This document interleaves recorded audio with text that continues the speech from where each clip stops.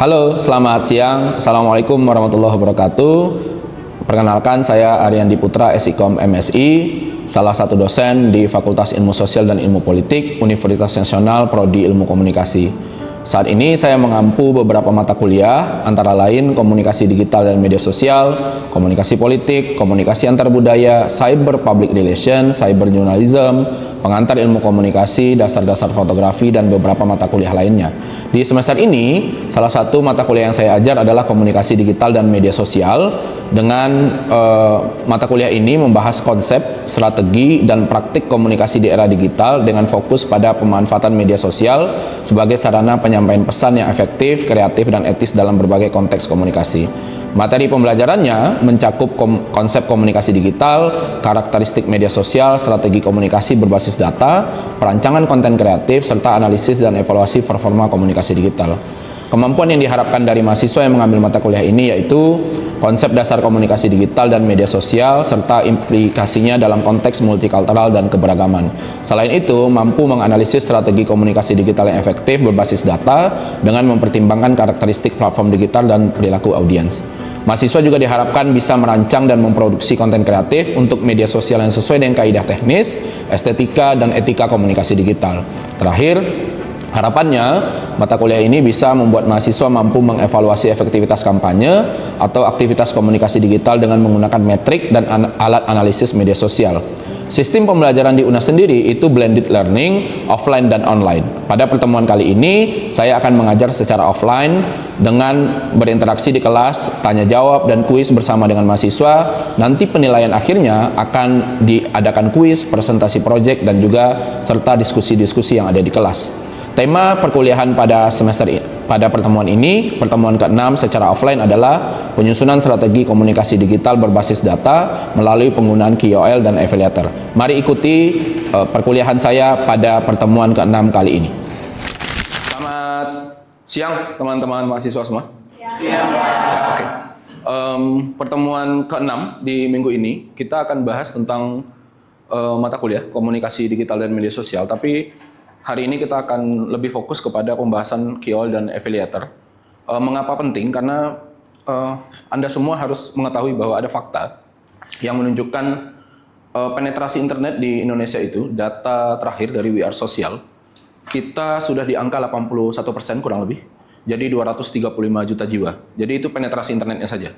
Dan pengguna media sosial sekarang di Indonesia itu sudah 60%-an, artinya 180 juta identitas tersebar di media sosial.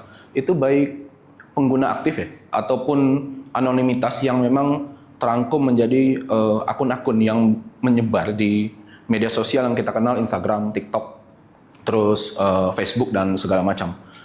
Dengan perkembangan internet seperti itu, maka ada banyak pekerjaan baru yang muncul. Pekerjaan-pekerjaan itu ternyata 10 tahun, 20 tahun yang lalu, mungkin tidak terpikirkan untuk menjadi sebuah pekerjaan yang diidam-idamkan oleh generasi-generasi setelahnya. Karena apa?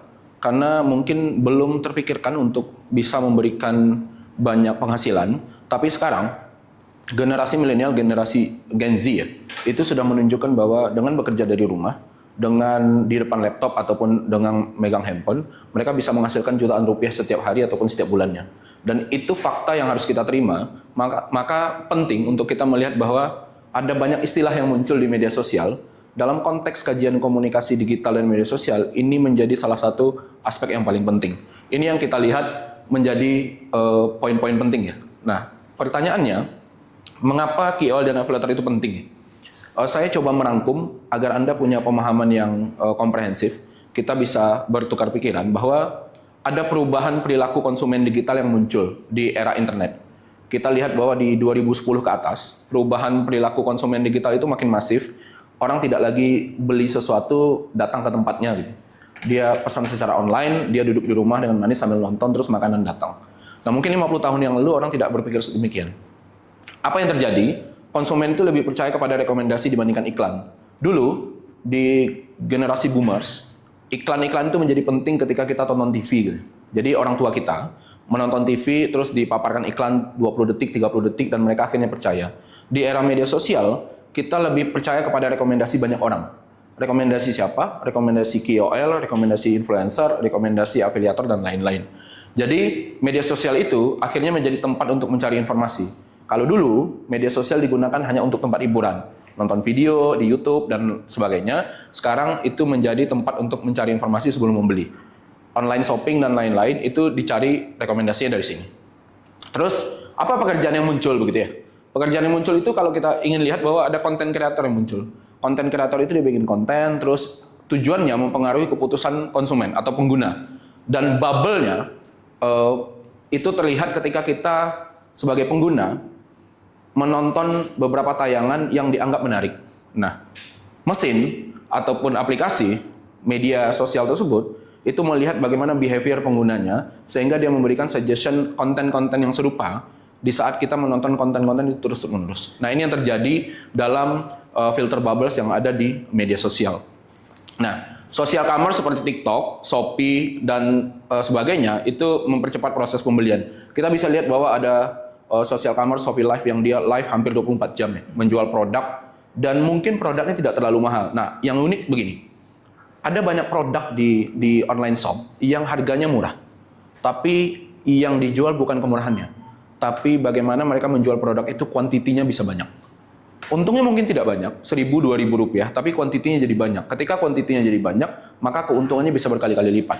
Nah, ini yang terjadi sehingga online shopping tersebut dalam melakukan proses live ataupun mereka menayangkan konten-kontennya itu menarik bagi pengguna. Nah, apa yang terjadi?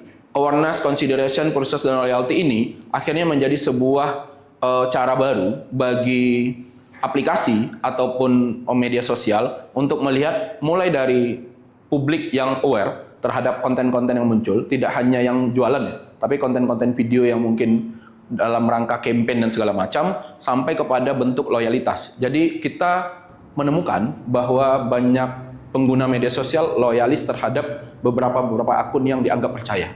Contoh, si A sangat mempercayai si B sehingga dia akan nonton akun si B terus-terusan gitu, di semua kanal media sosialnya. Sehingga ada istilah yang muncul bahwa konten berbayar, paid content yang dari artis atau dari selebritas atau dari tokoh-tokoh tertentu. Jadi kalau Anda mau dapat konten yang eksklusif, dalam tanda kutip ya, itu konten eksklusif, terus Anda harus berbayar per bulan sekian. Terus Anda mendapat konten eksklusif yang mungkin tidak dibagikan oleh artis ataupun tokoh-tokoh yang Anda kagumi di konten-konten yang sifatnya gratis. Nah, itu ada istilah yang disebut dengan fandom. Fandom itu muncul dan itu sangat berakar terhadap bagaimana pengguna media sosial itu sangat mendewakan pengguna-pengguna atau konten kreator yang kira-kira bagus atau dianggap menarik bagi mereka. Dan itu terjadi kepada fenomena K-pop dan segala macam. Anda mungkin bisa, yang perempuan-perempuan ya lebih banyak, itu bisa menyimpan banyak foto artis-artis K-pop dibandingkan foto-foto artis di Indonesia karena fandom tersebut.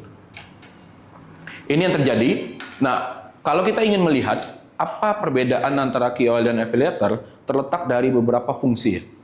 Kita ingin melihat bahwa key opinion leader itu adalah individu yang memiliki pengaruh dan kredibilitas pada bidang tertentu. Dia punya kemampuan, dia punya keahlian pada bidang-bidang tertentu. Kita bisa lihat bahwa ada banyak KOL yang mungkin konten-kontennya itu hanya mereview gadget atau mereview alat-alat komunikasi. Dan ketika banyak mahasiswa ataupun pengguna ingin beli laptop, ingin beli gadget, yang dilihat adalah bukan apa kandungan gadgetnya atau spesifikasinya, tapi review dari seorang KOL karena dianggap punya kapabilitas di bidangnya. Nah, apa yang mereka lakukan? Mereka fokus membangun kepercayaan dan citra merek agar ini bisa diterima oleh publik. Sedangkan afiliator itu lebih cenderung kepada kreator yang mempromosikan produk. Jadi mereka tugasnya adalah untuk promosi saja. Terus yang kedua, mereka akan mendapatkan komisi dari setiap transaksi yang berhasil. Kode referral yang digunakan, kalau Anda lihat di TikTok ada orang jualan, terus ngomongnya ada silakan klik di keranjang kuning dan segala macam. Nah, afiliator tugasnya seperti itu. Sehingga mereka akan dibayar dengan berapa banyak link yang diklik dan dibeli oleh pengguna, dan itu jauh lebih efektif di saat sekarang daripada menggunakan dana lebih besar untuk meng-hire influencer ataupun KOL dengan target-target tertentu. Intinya, KOL itu membangun persepsi, afiliator itu menghasilkan penjualan. Jadi ada perbedaan nyata antara kedua kedua poin-poin ini. Nah, saya ingin masuk kepada perbedaan KOL dan affiliator kalau kita lihat dari aspek-aspek yang berbeda ya. Ada tujuan brand awareness, edukasi produk, collaboration fee, focus engagement, dan cocok untuk launching. Nah biasanya kalau kita launching produk tertentu ya, biasanya yang dicari itu adalah KOL. Kenapa? Karena KOL punya followers yang luar biasa. Bisa followersnya? Silakan Mbak. Izin bertanya, apakah semua influencer itu bisa disebut sebagai KOL? Iya, kalau kita mau lihat KOL atau influencer belum tentu ya. Karena influencer itu ciri-cirinya biasanya hanya punya followers yang banyak. Dia followersnya bisa nano, mikro, atau makro ya. Tapi KOL itu perbedaannya dengan influencer yang paling nyata adalah KOL biasanya punya pengaruh terhadap keilmuan-keilmuan tertentu. Influencer belum tentu mereka punya pengaruh, tapi punya followers yang banyak iya. Contoh kita bisa lihat bahwa KOL itu ada banyak dokter yang bisa jadi KOL ya. Tapi dia punya spesifikasi bidang tertentu. Mereka ngomongin tentang dunia kesehatan saja. Tapi tidak ngomongin tentang bagaimana laptop, bagaimana bangunan, bagaimana yang lain-lain. Tapi ngomongin tentang kedokteran aja. Nah, influencer lebih cenderung untuk banyak ngomong terhadap hal-hal yang mungkin lebih umum ya. Dan followersnya itu dimanfaatkan sebagai jadi tujuannya adalah kalau saya hire followers, harapannya adalah yang saya lakukan atau yang saya campaignkan itu bisa jadi viral. Tapi kalau nge-hire KOL, selain viral, dia berharap bahwa ada edukasi di dalamnya. Ada penjelasan produk yang lebih lengkap di dalamnya. Karena mereka punya kemampuan terhadap hal itu. Nah, beda lagi dengan affiliator. Kalau affiliator itu, apa ya, kita bisa lihat bahwa affiliator itu sebagai sales di dunia internet ya. Jadi dia jualan gitu ya, tapi serasa lebih keren ya. Kalau jadi affiliator itu serasa jadi lebih keren gitu. Karena dia sebenarnya sales gitu. Sangat hard selling karena dia langsung ngomongin bahwa produknya ini, terus kegunaannya ini, terus harganya sekian gitu. Itu sangat hard selling dan itu sebenarnya terjadi di era konvensional ya. Orang datang ke rumah jualan, terus dikasih tahu produknya seperti apa gitu. Tapi di era internet maka dia akan terlihat bahwa ada fokus terhadap conversation yang dibangun gitu. Dan itu sangat cocok untuk promo-promo yang dilakukan. Kita lagi ada promo dari 50.000 jadi 10.000 gitu ya. Nah, pekerjaan-pekerjaan baru ini muncul, itu tidak terlepas dari internet yang memang berkembang pesat di Indonesia. Bukan hanya di Indonesia, tapi juga di negara-negara yang memang menggunakan internet sebagai salah satu lumbung utama dalam penghasilan. Setelah itu, perkembangan internet ini akan menghasilkan banyak artificial intelligence dikembangkan oleh banyak ahli-ahli IT untuk mengembangkan artificial intelligence dalam program digital marketing.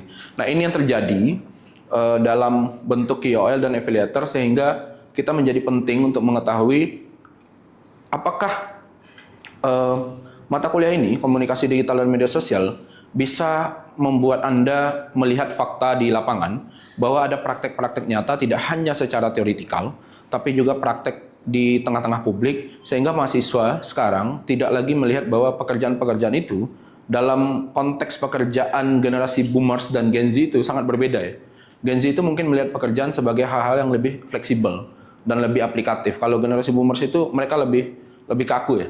Ketika datang pekerjaan datang ke kantor setiap hari terus bekerja terus pulang gitu ya. Kalau Gen Z mungkin merasa bahwa pekerjaan-pekerjaan ini kan bisa dilakukan dari manapun ya. Yang penting ada jaringan internet. Kuncinya itu sih sebenarnya. Nah, bagaimana cara mengukur ya? Kalau mengukur kita melihat KOL dan influencer, kalau pertanyaannya, jadi apa yang mereka hasilkan ya? Ini Pak, ukurannya. Silakan. Tadi kan udah dijelasin juga nih secara pengertian KOL dan afiliator. Terus juga tadi juga disebutin kelebihan apa perbedaannya. Tapi kalau misalkan untuk UMKM itu sendiri lebih efektifnya pakai yang mana, Pak? Tergantung. Kalau UMKM, kalau dia tujuannya adalah memperkenalkan produk, launching produk baru, maka pakai KOL. Karena dia belum berada pada tahap untuk menjual produknya. Tapi dia ingin memperkenalkan produknya terlebih dahulu. Setelah itu, apa yang harus mereka lakukan, tidak cukup hanya dengan KOL saja, tapi jualan produknya harus dilakukan oleh affiliator. Jadi kedua-duanya bisa beriringan berjalan. Jadi nanti intinya adalah KOL-nya perkenalkan produk dulu kepada publik, karena produk itu perlu dikenal oleh publik. Apa yang mereka jual atau videonya atau campaign yang perlu dikenal oleh publik dulu.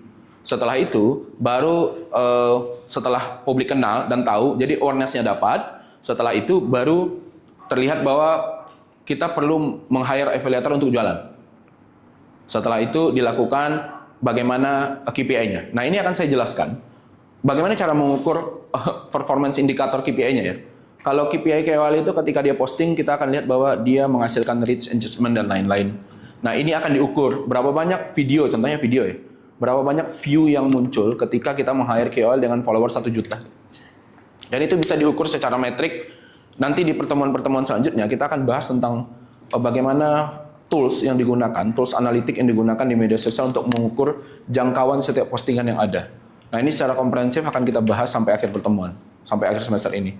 Nah, kalau affiliator itu diukurnya dari berapa banyak link yang diklik oleh pengguna. Setelah itu, apakah penjualannya itu, conversion rate-nya itu tinggi. Terus total sales-nya berapa. Jadi ada orang yang ngeklik, tapi belum tentu beli. Jadi kalau kita jualan di TikTok, keranjang kuningnya diklik, tapi belum tentu beli. Terus kalau keranjang kuningnya diklik, terus beli, nanti akan diukur oleh finance-nya produk, sehingga nanti dia akan tahu bayar affiliator-nya berapa dari penjualan yang mereka hasilkan. Itu karena affiliator-nya banyak ya, tidak hanya satu. Jadi setiap affiliator mungkin punya daya jual yang mungkin berbeda-beda setiap bulannya. Itu yang menjadi penting untuk kita mengukur KPI-nya. Jadi secara hemat saya, KPI itu KOL dan affiliator itu perbedaannya terletak pada tugas dan fungsi. Sehingga kita bisa lihat bahwa tugas dan fungsinya berbeda, tujuannya juga berbeda, output yang dihasilkan juga berbeda. Nah, ini summary ya dalam pertemuan kali ini, bahwa key opinion leader dan affiliator itu, KOL itu berperan membangun brand awareness dan kepercayaan, affiliator itu berperan untuk meningkatkan sales penjualan. Strategi yang paling efektif apa? Bagi saya melihat bahwa tujuan ini, strategi yang paling efektif dari KOL dan affiliator adalah penggabungan keduanya.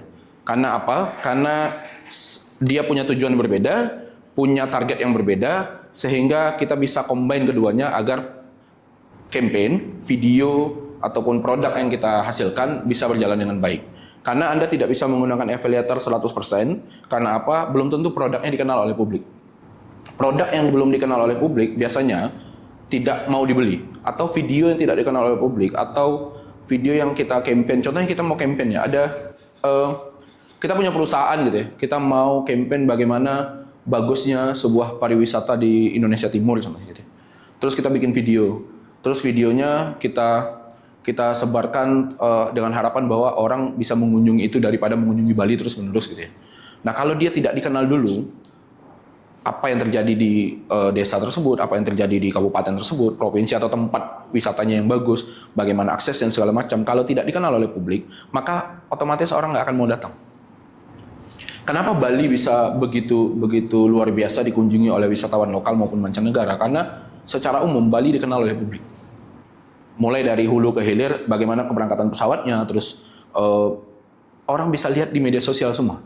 Dan itu terdiri dari KOL yang mengkampanyekan Bali, terus affiliator yang menjual berbagai produk dari Bali.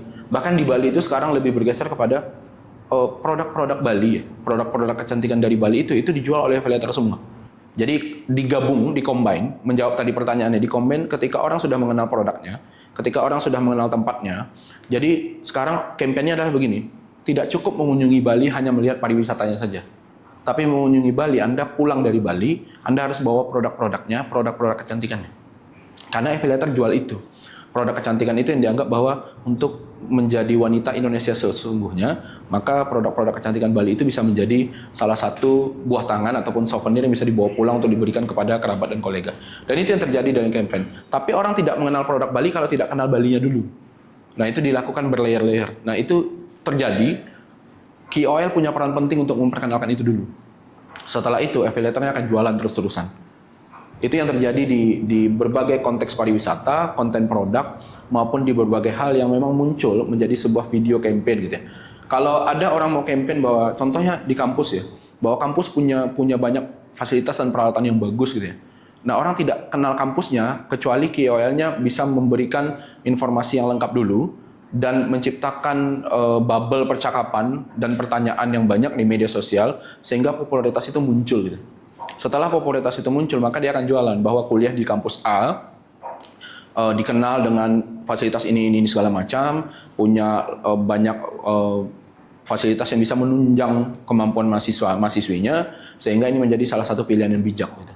Nah, ini yang terjadi di berbagai aplikasi media sosial, dan menariknya begini, itu tidak hanya terjadi di dalam kita menjelaskan produk ya, tapi juga dalam konteks-konteks ketika ada campaign yang sifatnya dalam ranah-ranah politik maupun sosial. Contoh, campaign sosial yang dilakukan untuk membersihkan lingkungan, itu juga harus dikenalkan dulu. Bahwa pembersihan lingkungan itu sesuai dengan apa yang menjadi cita-cita atau kebersihan terhadap banyak hal gitu contohnya. Untuk mewujudkan SDGs dan segala macam. Dalam konteks politik, perkenalan terhadap KOL dan influencer itu bahkan jauh terjadi sebelum perkenalan produk. Dan itu sudah dilakukan secara berkala, hanya lokusnya saja yang berpindah. Lokusnya berpindah dari konvensional yang orang bisa menghadirkan banyak orang untuk mendukung salah satu calon tertentu gitu ya. Tapi di media sosial sekarang dengan memperbanyak konten-konten serupa. Dan itu dilakukan sangat masif di Instagram, di TikTok, dan di Twitter yang sekarang ganti nama jadi X. Dan itu menjadi penting karena apa? Karena kita harus tahu dulu orangnya, kita harus tahu dulu calonnya, sehingga kita baru tahu apa yang harus dia lakukan, apa yang akan dia lakukan, sehingga masyarakat percaya itu bisa menjadi sebuah pilihan atau tidak. Itu yang terjadi di berbagai level keilmuan, berbagai level lapisan sosial masyarakat, tidak hanya politik, budaya, dan segala macam. Nah, budaya-budaya yang ada di Indonesia juga terjadi seperti itu. Kita mungkin yang di Jakarta tidak terlalu mengenal banyak budaya yang ada di daerah-daerah lain kalau seandainya kita tidak banyak membaca dari konten-konten influencer ataupun KOL yang memang mengunjungi daerah tersebut karena ada keunikan-keunikan budaya. Contohnya ada masyarakat di Sumatera Utara yang lompat batu ya. Terus ada masyarakat yang ketika dia punya perayaan-perayaan tertentu, ada adat budaya tertentu yang mungkin dimunculkan dalam sebuah prosesi upacara dan segala macam. Dan itu terjadi. Kalau kita tidak lihat dari konten-konten yang muncul, mungkin kita tidak akan pernah bisa dapat informasi-informasi itu secara utuh. Begitu. Sekian pertemuan kali ini. Boleh diskusi ya teman-teman? Ada pertanyaan? Silakan. Pak, saya mau nanya, apakah KOL itu harus punya followers yang banyak supaya ada hasil yang bagus sih gitu? Ya, kalau namanya key opinion leader ya. Key opinion leader itu dia bisa memberikan, dianggap begini. Dulu, secara konvensional, kalau ada orang ingin dipilih gitu ya. Ini kita berbicara konteks politik contohnya. Dia akan mendatangi pemimpin pendapat. Ada yang disebut dengan konsep pemimpin pendapat dalam komunikasi politik gitu ya. Dia akan datangi tokoh-tokoh di suatu daerah ya, terus minta dukungan. Terus dengan dukungan dari tokoh A, maka dianggap bahwa pengikut dari tokoh A akan mendukung dia terus-menerus gitu. Begitu juga dengan lokus yang berbeda di media sosial. KOL selain punya kemampuan untuk mendeliver pesannya, terus memberikan informasi secara komunikatif kepada followersnya, dia juga harus punya followers yang signifikan. Kalau followersnya tidak signifikan, maka dia tidak akan bisa memberikan informasi itu secara utuh. Karena siapa yang akan melihat informasi tersebut? Nah, itu perbedaan nyata ketika ada konteks yang lain ya, istilah lain yang disebut dengan buzzer dan segala macam ya. Buzzer itu kan dia berasal dari kata buzz ya, pendengung.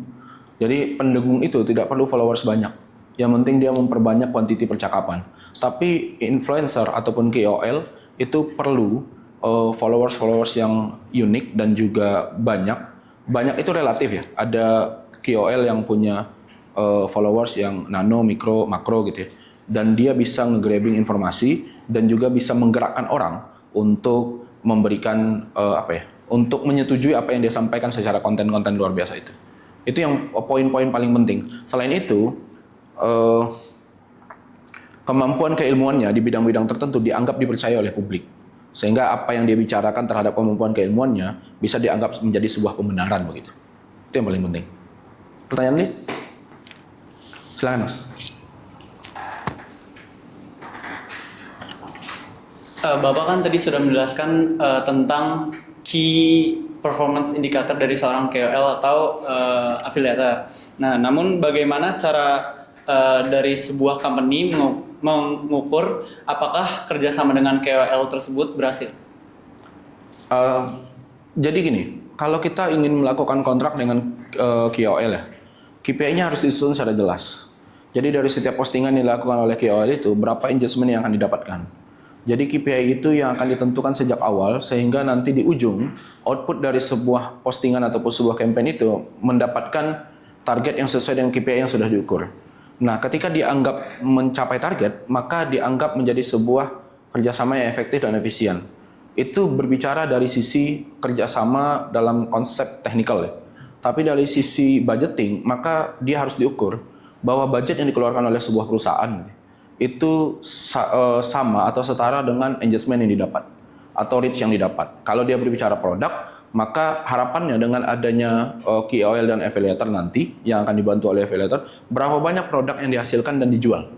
Itu KPI yang paling utama disusun. Jangan sampai begini, KPI-nya disusun sekian, tapi produknya hanya laku sekian. Dan engagement dari setiap postingannya tidak mendapatkan partisipasi yang luar biasa. Itu yang mungkin dianggap bahwa apa yang dilakukan mulai dari perencanaan, proses aktivasinya, ataupun eksekusinya sampai kesimpulannya menjadi tidak sesuai, tidak bias. Gitu. Ada pertanyaan lain? Saya mau. Silakan Mbak. Kan mungkin saya lagi scroll lihat konten-konten TikTok tuh. Nah, kenapa tuh sekarang tuh brand lebih memilih menggunakan afiliator dibanding KOL? Biasanya kalau kita menggunakan affiliator brand, maka dia fokusnya kepada penjualan, salesnya harus ditingkatkan. Jadi dia punya target, contohnya dalam 1 bulan, maka brand-brand tersebut harus terjual 1000 pieces gitu ya. Terus maka dia akan memperbanyak kerjasama dengan affiliator, tidak lagi bekerja sama dengan KOL. Karena biasanya kerjasama dengan KOL-nya sudah selesai di awal-awal. Jadi brandnya sudah launching, terus KOL-nya sudah kerjasama, terus produknya sudah dikenal, terus akhirnya dia akan melakukan evaluasi. Sebulan pertama setelah launching, produknya terjual berapa. Bulan kedua, maka kami harus meningkatkan penjualan produk menjadi 100% lebih banyak. Maka dia akan memperbanyak kerjasama dengan affiliator. Harapannya begini, affiliator makin banyak, maka penjualannya makin meningkat. Karena itu sama dengan kita merekrut banyak orang untuk jualan ya. Terus akhirnya harapannya dengan banyaknya orang jualan dan kemana-mana gitu ya, orang lebih banyak membeli begitu. Kurang lebih begitu. Ada pertanyaan lain? Kalau tidak ada, ini akan jadi batu loncatan kita ya untuk pertemuan-pertemuan selanjutnya. Tadi saya singgung bahwa kita akan bahas tentang bagaimana matriks pengukuran KPI dan segala macam. Nanti kita akan bahas di pertemuan selanjutnya bagaimana membuat content writing, terus membuat wording untuk di media sosial dan segala macam agar pesan itu jadi jauh lebih menarik. Jadi pesan itu menarik bukan hanya dari videonya, tapi juga dari caption yang dilakukan, dari wording yang dilakukan, terus dari narasi-narasi yang dimunculkan secara terus-menerus. Biasanya kita akan menggunakan kalimat-kalimat ataupun kata-kata yang dimunculkan secara terus-menerus agar publik memiliki ingatan yang sama terhadap produk-produk tertentu ataupun campaign-campaign tertentu. Nah, pertemuan selanjutnya kita akan bahas itu. Setelah itu kita akan berlatih, nanti ada beberapa matriks aplikasi yang bisa dilakukan dan digunakan oleh teman-teman sekalian untuk mengukur bagaimana KPI tadi yang jadi pertanyaan, KPI-nya sudah sesuai dengan uang yang dikeluarkan ataupun sudah sesuai dengan target atau tidak. Di pertemuan selanjutnya kita akan bahas di lebih jauh tentang itu. Terima kasih teman-teman semua atas kehadirannya. Selamat siang.